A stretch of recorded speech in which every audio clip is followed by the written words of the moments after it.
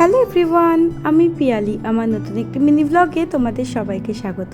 ভিডিওটা ছিল শনিবার দিন বিকেলের, ঘড়িতে তখন ওই বিকেল 3টে মতন বাজে। আমরা দুপুরবেলায় খাওয়া দাওয়া করে একটু রেস্ট নিয়ে সুন্দর করে রেডি হয়ে গেছিলাম, কারণ আমি আর বাপন সেদিনকে গেছিলাম মুভি দেখতে। তো এখানে দেখো, আমরা 3:10-15 দিকে বেরিয়েছিলাম, আর শো টাইম ছিল বিকেল 5:10। একটু হাতে টাইম নিয়েই বেরিয়েছি, কারণ সেদিনকে না মানে একবার বৃষ্টি আসছে একবার রোদ্দুর উঠছে, মানে একটা যাতা ব্যাপার। আর বাইক নিয়ে যেহেতু গেছিলাম, তো বৃষ্টি আসলে রাস্তায় যদি কোথাও দাঁড়াতে হয়, ওই জন্য আমরা একটু আগেই বেরিয়েছিলাম। বিয়ের পর এই ফার্স্ট আমরা মুভি দেখতে যাচ্ছি। আমার খুব একটা মুভি দেখার ন্যাক কিছু নেই, তবে ওই যে আজও অর্ধাঙ্গিনী মুভিটা বেরিয়েছে, ওটা আমার ভীষণ প্রিয়। মানে ওটার ফার্স্ট পার্টটা তো আমি দেখেছিলাম, তো ওই জন্য ওই বইটা আমার এতই ভালো লেগেছিল, ভেবেই রেখেছিলাম যদি কখনো সেকেন্ড পার্ট বেরোয় তাহলে অবশ্যই দেখতে যাব। সেই মতনই বেরিয়ে পড়েছি। যদিও আমি অর্ধাঙ্গিনীটা দেখেছিলাম, বাপন দেখেনি, ও কিন্তু ওই সেকেন্ড পার্টটাই দেখতে যাচ্ছিল।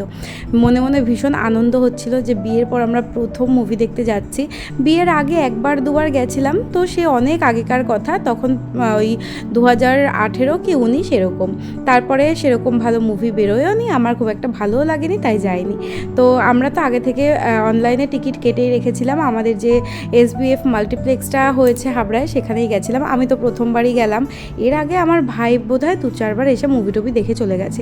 যাই হোক, এখানে তো চলে এসেছি মোটামুটি ওই 4:45টার মধ্যে। বেশিক্ষণ বসতে হয়নি জানো তো, ওই গিয়ে একটু ঘুরে টুরে দেখতেই দেখলাম ওখানে মানে শো টাইম হয়ে গেছে, তো আমাদের তাড়াতাড়ি করে ঢুকিয়ে নিল। আর বেশ ভালো লেগেছে আমার বইটা।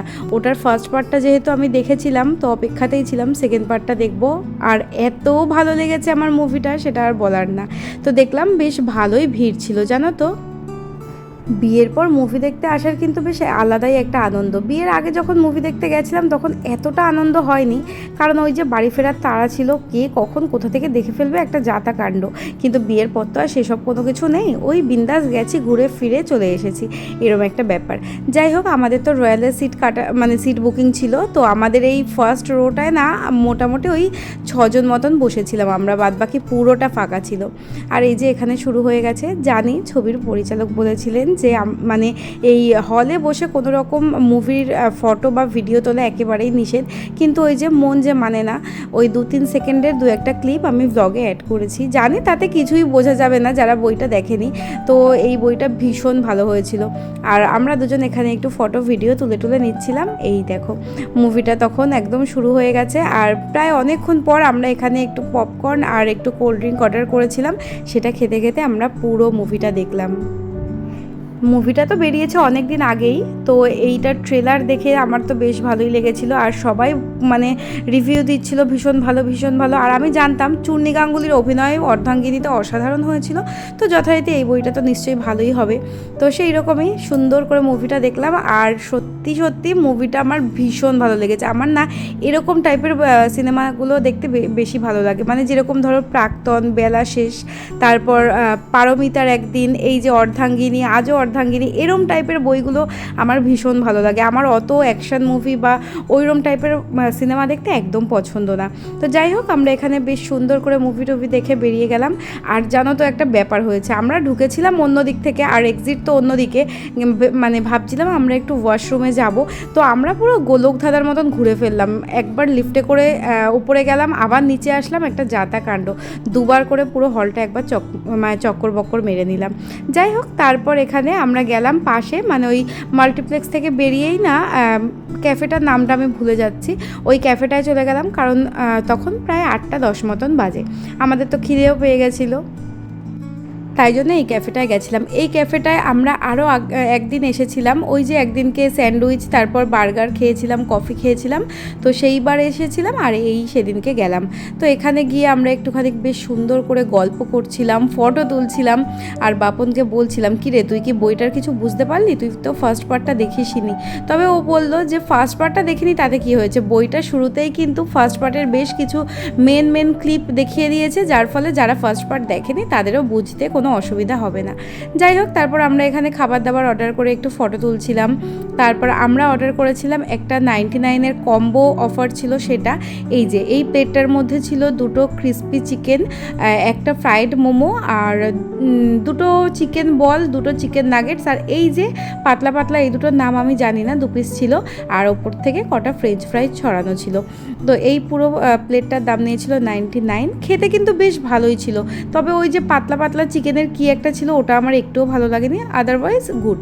তো আমরা এখানে খাচ্ছিলাম আর বলছিলাম যে এখান থেকে মোটামুটি যা খাবার খেয়েই যাব, বাড়িতে গিয়ে আর খাওয়া দাওয়া করবো না, কারণ বাড়ি ফিরতে ফিরতে আমাদের অলমোস্ট 9:45 মতন বেজে গেছিলো।